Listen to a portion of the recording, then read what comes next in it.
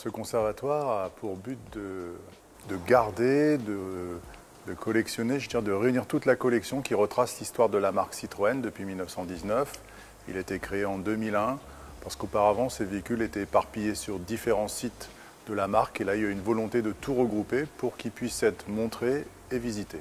La vocation du conservatoire, c'est de préserver les modèles qui retracent l'histoire de la marque Citroën. C'est une marque qui a bientôt 100 ans, née en 1919, de la volonté d'André Citroën. Et ici, on garde à la fois des véhicules de série, des concept cars, des véhicules de sport, d'aventure, des utilitaires, des camions, un autocar et même un hélicoptère qui a été étudié dans les années 70. Donc il y a vraiment la volonté de préserver, enrichir et de faire découvrir cette collection.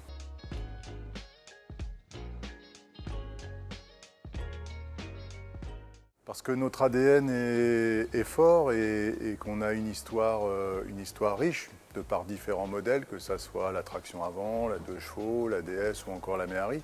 Donc il est important que pour les membres de la société, ils puissent venir voir ce qu'est l'histoire. Et c'est important aussi pour notre communication, pour montrer qu'on a un constructeur qui a compté dans le monde de l'automobile.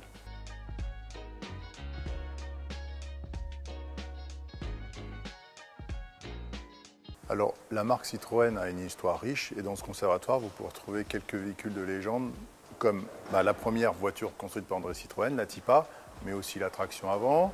Une autre voiture importante, bien sûr, c'est la 2 chevaux.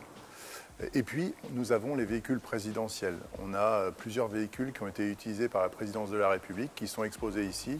Et ils sont atypiques parce que généralement un peu différents des véhicules de série et souvent plus grands par leur taille et toujours plus riches par leur finition. Alors, la 2 chevaux 007 que nous avons ici est une des 4 2 chevaux qui ont participé au film de James Bond For Your Eyes Only avec Roger Moore et Carole Bouquet en 1981. Il y avait une voiture qui était faite pour les scènes statiques, c'est-à-dire où on prenait, où la voiture ne bougeait pas, et il y avait 3 voitures pour les scènes dynamiques. Donc c'est une 2 chevaux renforcée, elle a un moteur renforcé de GS plus puissant, elle a un arceau de sécurité à l'intérieur si la voiture s'en va en tonneau et pour protéger ses occupants.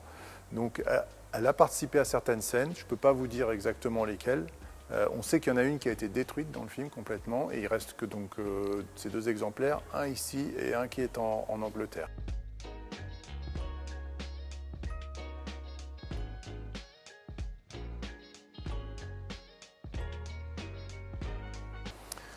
Alors André Citroën disait toujours que les 3 premiers mots d'un enfant devaient être papa, maman, Citroën.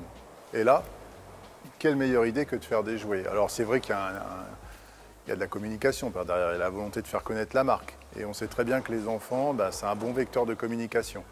Il avait vraiment la volonté de faire connaître sa marque, de faire progresser sa marque. N'oublions pas qu'en 1919, il est un des nombreux constructeurs français et 10 ans plus tard, il est le premier constructeur français, le premier européen et le 2e mondial derrière Henry Ford en termes de production. Donc c'est un grand succès. Et les jouets y ont contribué, c'est certain. Et il y avait vraiment des jouets pour à la fois en bois, en métal, il y a eu tout type de jouets et même des petites Citroënettes, des petites voitures à pédales et électriques. Donc dans les années 20, c'était assez innovant. Et il y a eu je dirais des centaines de milliers de jouets qui ont été fabriqués et qui ont vraiment participé à la communication de Citroën.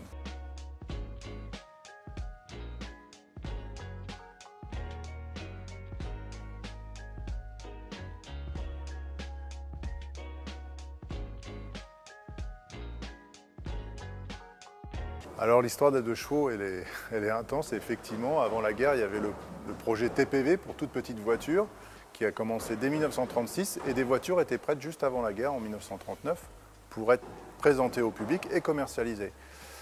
Avec avec l'occupation, effectivement, il y a beaucoup de voitures qui ont été démontées, d'autres, cafutées, comme on dit dans nos termes, c'est-à-dire détruites, sauf quelques-unes qui ont été gardées dans notre centre d'essai de la Ferté-Vidame en Eure-et-Loire.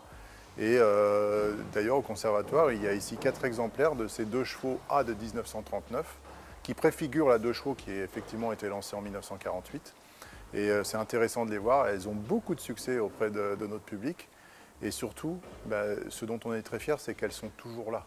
Parce qu'elles auraient pu être complètement détruites. Et malgré la guerre, malgré les années, il y a des gens qui ont, qui ont pris soin de ces deux chevaux, même si elles ont été cachées, et qui font qu'aujourd'hui on peut les montrer.